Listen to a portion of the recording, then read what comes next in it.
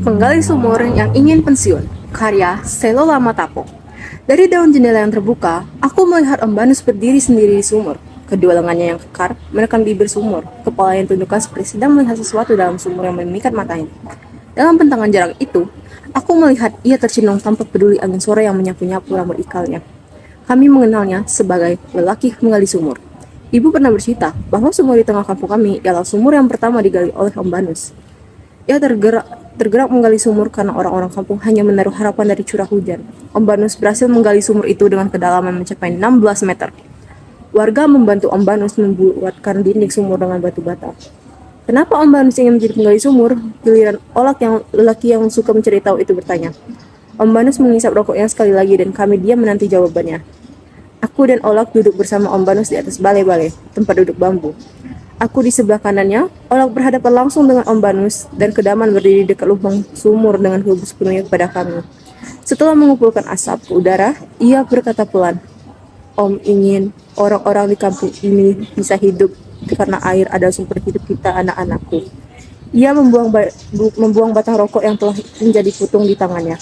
Wajahnya mengadah ke atas membayang sesuatu. Di sumur, lanjut Om Banus, kita akan menimba kehidupan anak-anakku.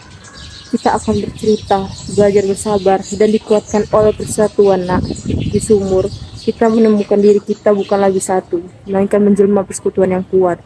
Sebagaimana satu tetes air yang jatuh dari bibir sumur dan menjadi banyak di dasar sana, anak-anakku. Itu sebabnya Om ingin menjadi penggali sumur. Aku melirik kepada Olak dan menemukan dirinya telah cukup puas. Saat kuarahkan pandangan kepada Kedaman, mata kami bertumbukan dan aku melihat Kedaman mengangguk-angguk.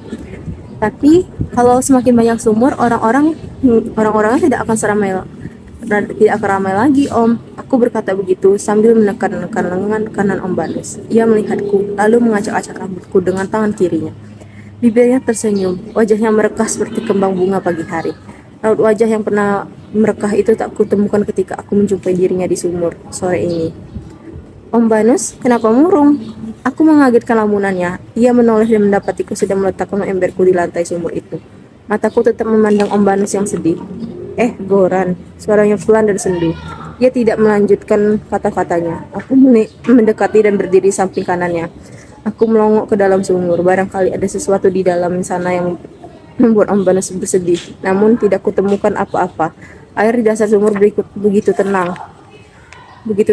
Dua timba dari jeriken putih pudar pun tergantung hening sepi sunyi. Tidak seramai dulu lagi nak. Semua orang sudah bisa mendapatkan air dari sumur di rumahnya masing-masing. Mesin-mesin telah menggantikan tenaga manusia nak. Kalimat ini seperti sebuah penyesalan dan aku paham bahwa Om Barus merasa bersalah dan telah menggali sumur bagi warga. Ia menyesal telah menjadikan sumur pertama ini tidak seramai dulu.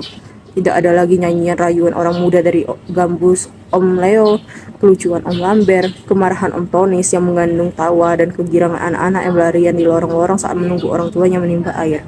Rupanya Om Banus juga menghafal tingkah laku warga kampung kami. Aku menutup mata dan membayang semua kenangan-kenangan itu. Semuanya melekat erat di kepalaku. Saat kubuka mata, aku menemukan dasar sumur di hadapanku semakin gelap. Sementara itu, Om Banus tengah mengumpulkan kenangan. Kalau boleh meminta, aku ingin kebersamaan kita kembali sebagai dulu lagi nak. Ia terdiam, begitupun aku. Mata kami tertuju kepada dasar sumur yang sama. Aku yakin ada kerinduan yang sama di benaknya dan benakku di detik ini. Angin sore musim kemarau berembus-embus. Sumur ini semakin hening di hadapan dua lelaki yang mencintai kerinduan yang sama. Sebuah kerinduan akan kebersamaan yang semakin tergerus dalam pusaran waktu. Dari dasar sumur, kenangan-kenangan itu menjelma bayang-bayangan setiap orang yang pernah ada di sumur ini. Semuanya serasa berlarian di mukaku, tapi tiada kenyataan sesungguhnya. Kini, orang-orang telah menggunakan caranya mendapatkan air. Sebelum matahari benar-benar terbenam, bunyi mesin pompa air beberapa rumah bersahut-sahutan. Samar-samar telingaku menangkap ucapan Om Banus. Aku ingin pensiun.